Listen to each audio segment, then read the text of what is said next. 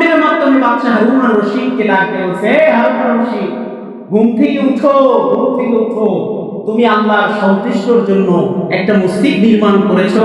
আল্লাহ তাআলা তোমার প্রতি খুশি হইয়া একটা জান্নাতে প্রাসাদ তোমার নামে বরাদ্দ করে দিয়েছে। বলেন সুবহানাল্লাহ। ডাক দিয়ে বলে বাদশা হারুন আর রশিদ, ঘুম থেকে উঠো, আর ঘুমায় না। তুমি তোমার জান্নাতের ভিতরের প্রাসাদটা একটু পরিদর্শন করে আসো।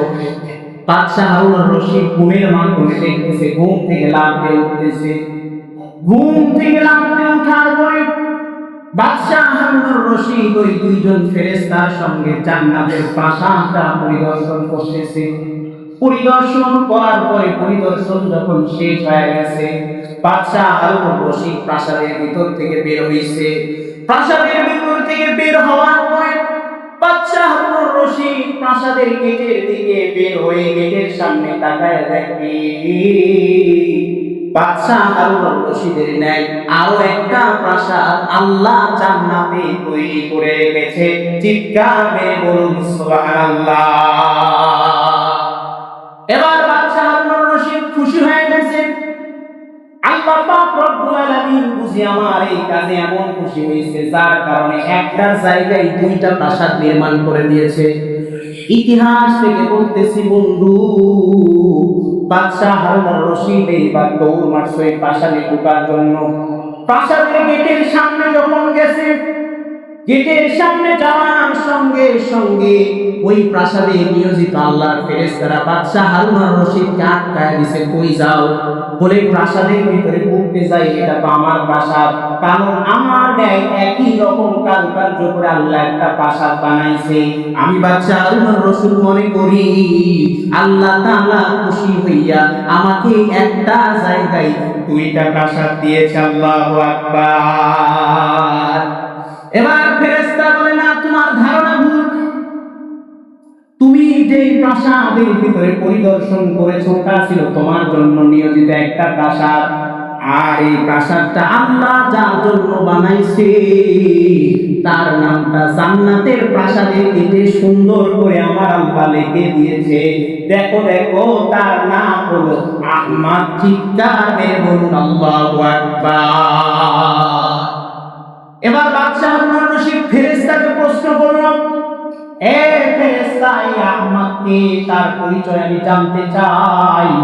এই আহমদ কি আমার ন্যায় দুনিয়াতে মসজিদ নির্মাণ করেছে? বলে আহমদ হলো এমন একজন ব্যক্তি, তার পরিচয় হলো আপনার মসজিদ নির্মাণ কাজে যতগুলো রাজমিস্ত্রি ছিল, এই রাজমিস্ত্রির ভিতর থেকে একজন যুগালিয়া ছিল, যেই যুগালিয়ার নাম হলো আহমদ। আর ওই আহমদের নামে আমার আল্লাহ জান্নাতে একটা প্রাসাদ বানাইছে। বলেন সুবহানাল্লাহ। বাদশা হারুন আর রশিদের ঘুমটা ভেঙে গেছে। তিনি চিন্তায় পড়ে গেছে, আমি একটা দেশের বাদশা, এত কষ্ট করে অর্থ দিয়ে সম্পদ দিয়ে একটা মসজিদ নির্মাণ করলাম, আর আমার এই মসজিদের নির্মাণ কাজে কাজ করেছে রাজমিস্ত্রি।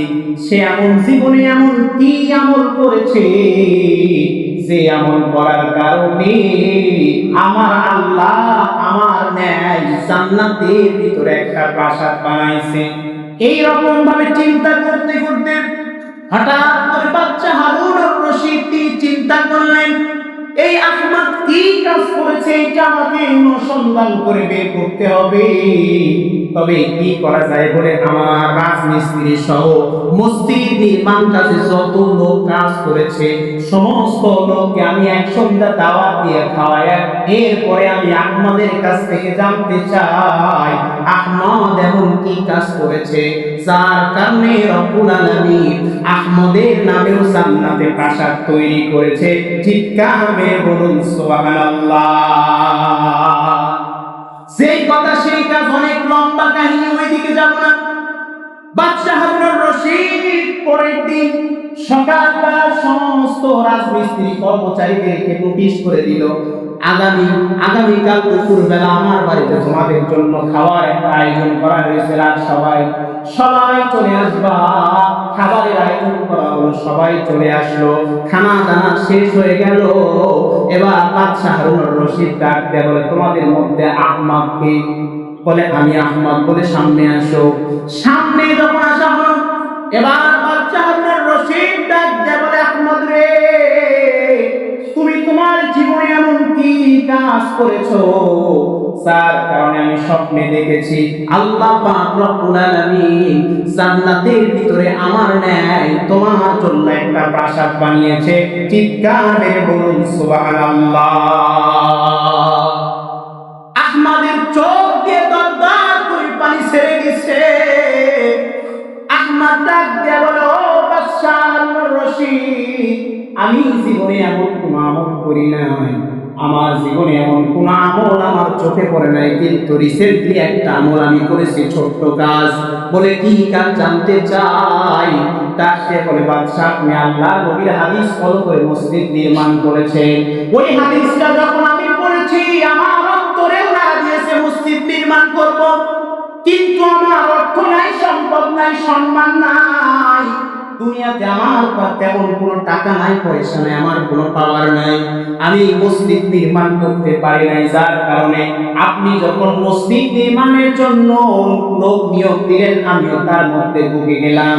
আমি কাজ করি আর সারাদিন চিন্তা করি কি করে আপনার মসজিদের আমি একটু সহযোগিতা করতে পারি। আল্লাহু আকবার। বলে কি করে আমি আপনার মসজিদে একটু শরীক হতে পারি।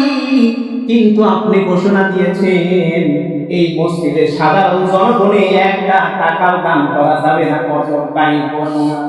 আপনার সিকিউরিটি গার্ড রাতে সমাজে পাহারা দিচ্ছে যেন মসজিদ কাজের কোনো ত্রুটি না হয়। আমি সারাদিন আপনার মসজিদ নির্মাণের কাজ করি আর সুযোগ খুঁজি, এমন একটা সুযোগ যদি আমার আসে, আমি একটু আপনার মসজিদ নির্মাণ কাজে সহযোগিতা করবো। সুবহানাল্লাহ বলেন, আর জোরে বলেন সুবহানাল্লাহ। হঠাৎ করে আমার সামনে একটা সুযোগ আসলো, আপনি এই মসজিদ নির্মাণ করার জন্য যে মার্বেল গুলো আনলেন, ওই মার্বেলের ঠিকের দিকে আমার চোখটা পড়লো। আমার চোখটা পড়ার পরে আমি তাকায়া দেখি আপনি যে মার্বেল গুলো আনছেন, ওই মার্বেল সেম কয়েকটা মার্বেল আমার বাড়িতে আছে। এবার বাদশা বলে, কেমনে তুমি পাইছো বলো? এবার আহমদ ডাক দিয়ে বলো, ও বাদশা হারুনুর রশিদ শোনে, আমার বাবার প্রত্যেক ভিটাতে আমি খনন করতেছিলাম, এমন সময় আপনার এই মার্বেলের মতো সাদা রঙের কয়েকটা মার্বেল পাইছি। ওই মার্বেলটা আমি বড় যত্ন করে রেখে দিয়েছি। আপনি যখন আপনার মসজিদ নির্মাণ করার জন্য এই মার্বেল গুলো আনছেন, ওই মার্বেল যখন আমার নজর পড়ছে, আমার বাড়ির মার্বেল দুইটা মার্বেল যখন একই সঙ্গে মিলে গেছে, ও বাদশাহ, আমি সুযোগ খুঁজতেছি কি করে আপনার মার্বেলের মধ্যে আমার মার্বেল গুলো মিশানো যায়। সারাদিন কাজ করি আর সুযোগ খুঁজি, খুঁজতে খুঁজতে হঠাৎ করে একটা রাত্রে সুযোগ পেয়ে গেলাম। হঠাৎ করে একদিন রাত্রিবেলা গভীর রজনীতে আপনার সমস্ত সিকিউরিটি গার্ডগুলো যখন ঘুমন্ত, আমি সোজা বাড়িতে চলে গেলাম। আমার হাতের মধ্যে কয়েকটা মার্বেল নিলাম। মার্বেল নেওয়ার পরে আমি আপনার মার্বেলের স্তূপের কাছে আসলাম। আসার পরে ডানে তাকাইলাম, বামে তাকাইলাম, সামনে তাকাইলাম, পিছনে তাকাইলাম, কেউ নাই, কেউ নাই। এমন সময় আমার হাতের মার্বেল গুলো আপনার এই ঠিকই করা মার্বেলের মধ্যে ছুঁড়ে মারলাম। আর আমি আমার আল্লাহর কাছে বললাম, আল্লাহ, এই গভীর রজনীতে তুমি ছাড়া আর কেউ দেখে নাই গো আল্লাহ। ও আল্লাহ, আমি আহমদ মসজিদ নির্মাণ করতে চাই, কিন্তু আমার টাকা নাই, পয়সা নাই, সম্পদ নাই, আমি একটা মসজিদ ফুল নির্মাণ করতে পারলাম না। কিন্তু আমার সামর্থ্যের ভিতর থেকে এই কয়েকটা মার্বেল আমি আপনার মার্বেলের আল্লাহ বাদশাহ হারুনুর রশিদের মার্বেলের মধ্যে দিয়ে দিলাম। ও মালিক, আমার এই কাজটা যদি একমাত্র তোমার জন্য হয়, তাহলে কাল কঠিন কিয়ামতের ময়দানে ওই বাদশাহ হারুনুর রশিদের ন্যায় আমাকেও জান্নাতে একটা প্রাসাদ দিও। বলেন সুবহানাল্লাহ।